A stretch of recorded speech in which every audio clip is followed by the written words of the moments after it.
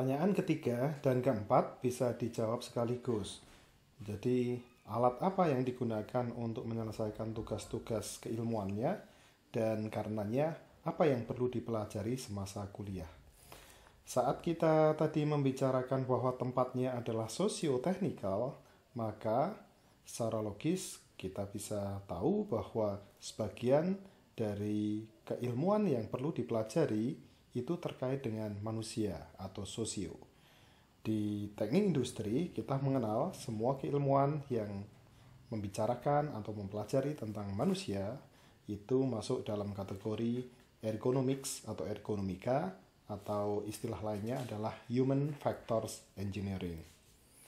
Jadi nanti setelah kuliah sekian lama Anda akan paham bahwa ternyata sekitar 1/4 dari semua perkuliahan di teknik industri itu fokusnya pada manusia, membicarakan keilmuan terkait dengan manusia. Entah itu manusia dari sisi fisik, nanti akan banyak belajar dari keilmuan rekan-rekan di kedokteran, fisiologi, maupun dari sisi kognitif, banyak belajar dari rekan-rekan di bidang keilmuan psikologi maupun hal-hal lain yang terkait dengan fenomena sosial.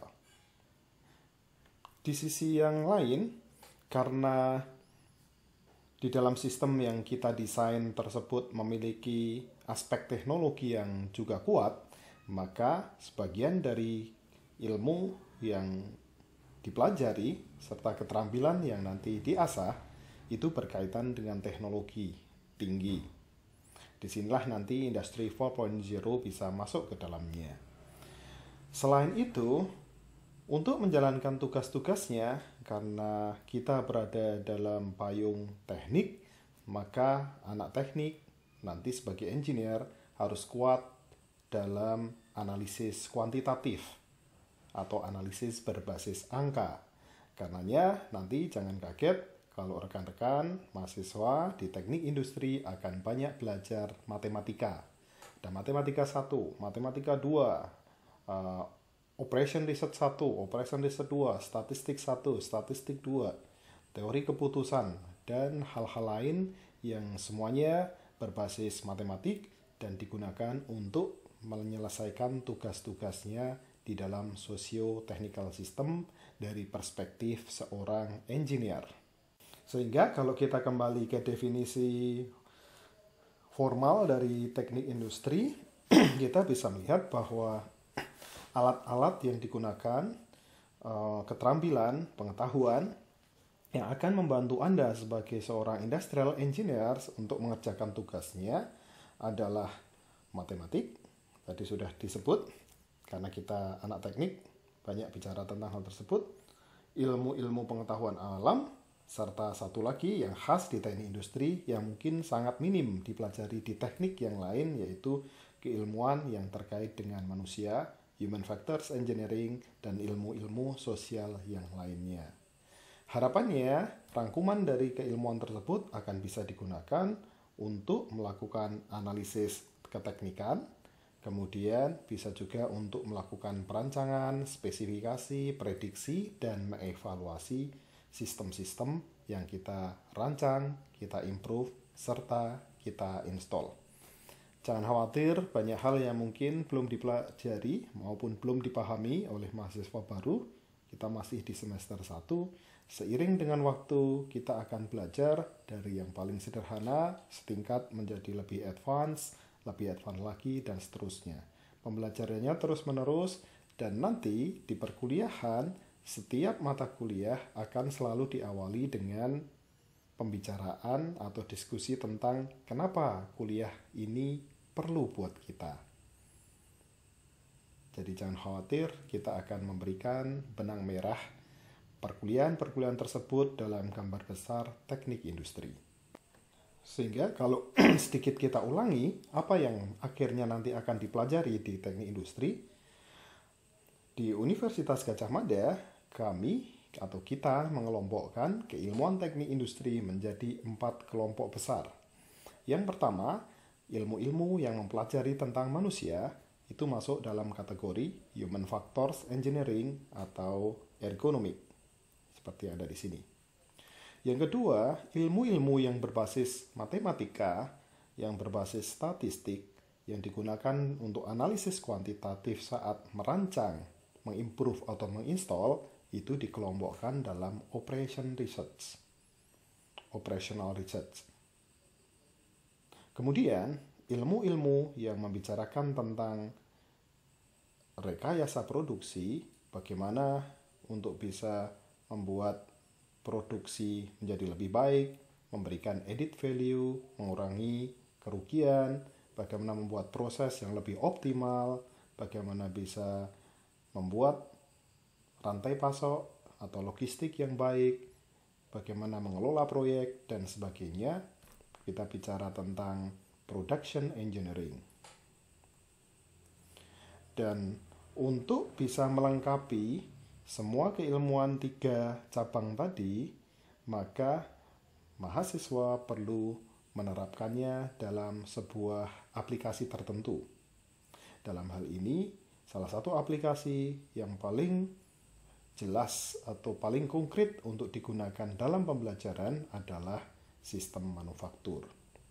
Karenanya, terutama untuk anak S1 di Teknik Industri UGM, aplikasi atau studi kasus bagaimana OR digunakan, operation research, bagaimana human factor engineering itu akan diaplikasikan, maupun bagaimana production engineering itu akan dimanfaatkan, biasanya diberikan contoh di dalam sistem manufaktur.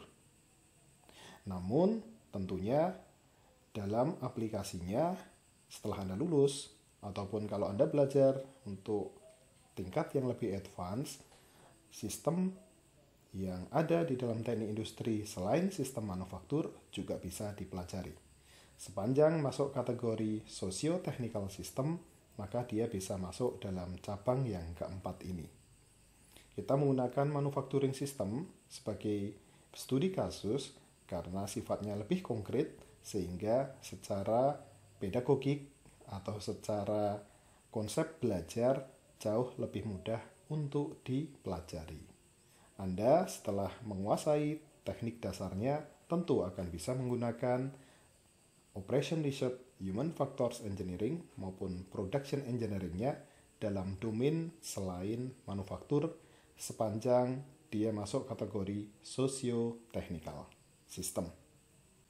Pertanyaan kelima terkait dengan disiplin ilmu teknik industri biasanya terkait dengan lulusannya bekerja di mana. Kami di Universitas Gadjah Mada selalu melakukan tracer survey. Mereka, alumni yang sudah lulus, kita tanya, kalian bekerja di mana? Dan setelah dilihat, ternyata luas sekali. Tidak terpaku pada satu industri saja. Sebagian dari kakak-kakak kelas Anda, kakak tingkat Anda, mereka bekerjanya di startups. Banyak sekali yang bekerja di sana. Jadi mereka membantu mendevelop sistem sosioteknikal di startups menjadi bisnis yang bisa tumbuh dan profitable. Sebagian yang lain lebih tertarik untuk masuk ke consulting companies. Adik-adik mahasiswa baru sudah bisa mulai googling, mencari-cari apa sih yang disebut perusahaan konsultan itu, apa sih McKinsey, apa sih BCG, dan seterusnya. Ini salah satu potensi profesi yang sangat menarik buat teman-teman teknik industri. Tentunya sebagian yang lain juga akan bekerja di manufacturing system. Toyota Motor Manufacturing Indonesia, Unilever, dan yang lain-lainnya. Sebagian yang lain lagi bekerja di banking. Sementara yang lain ada yang masuk ke perusahaan telekomunikasi, ICT, Information Communication Technology Firms. Kemudian sebagian yang lain yang juga menjadi favorit adalah bekerja di oil and gas, baik itu di perusahaan seperti Pertamina maupun perusahaan-perusahaan yang sifatnya service company seperti Halliburton, Schlumberger, dan sejenisnya. Mungkin akhirnya ada yang bertanya, kok bisa kakak-kakak itu bekerja di bidang-bidang keilmuan yang berbeda? Jawabannya kembali ke definisi teknik industri tadi. Ingat bahwa sepanjang sistemnya mengkombinasikan antara teknologi dan manusia, maka biasanya anak teknik industri bisa banyak berkontribusi di sana. Semua contoh yang ada di dalam slide ini adalah contoh di mana socio-technical systems itu bekerja. Anak TI cukup fleksibel dengan menggunakan semua keilmuannya untuk bekerja dari satu domain ke domain yang lain, dari satu bidang ke bidang yang lainnya. Dari sini saya berharap akhirnya mahasiswa teknik industri tingkat 1, mahasiswa baru, menjadi semakin semangat karena mereka masuk ke jurusan atau program studi yang sudah disukai atau cocok.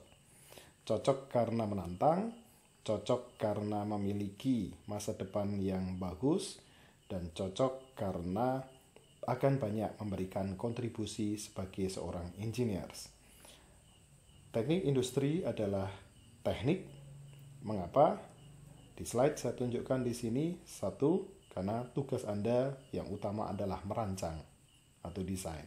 Ini adalah tugas yang khas bagi semua engineers, merancang atau mendesain. Ditambah improve dan install tentunya. Yang kedua, seorang engineer sangat kuat analitiknya, sangat kuat analisis dengan menggunakan atau berbasis matematika. Ini ciri yang kedua, sehingga jika ada yang mengatakan bahwa industrial engineering itu terlalu soft, tunjukkan saja keilmuan matematikanya. Bagaimana Anda juga harus menguasai matematika di level yang sangat advance. Memang tipe matematikanya mungkin sedikit berbeda dengan anak-anak teknik yang lain. Kita biasanya basis matematikanya adalah matematika diskrit, istilahnya seperti itu. Nanti akan dipelajari lebih lanjut di level-level atau angkatan-angkatan berikutnya. Kemudian, di samping itu, karena anak teknik, Anda nanti juga akan banyak bertemu dengan praktek. Jadi tidak hanya teoritis, tapi praktek. Sehingga di teknik industri, seperti halnya teknik-teknik yang lain, Anda akan bertemu dengan berbagai macam praktikum. Salah satu jargon yang digunakan di Universitas Gadjah Mada adalah jargon better atau lebih baik. Kenapa seperti itu? Yang pertama, kita tidak ingin sombong.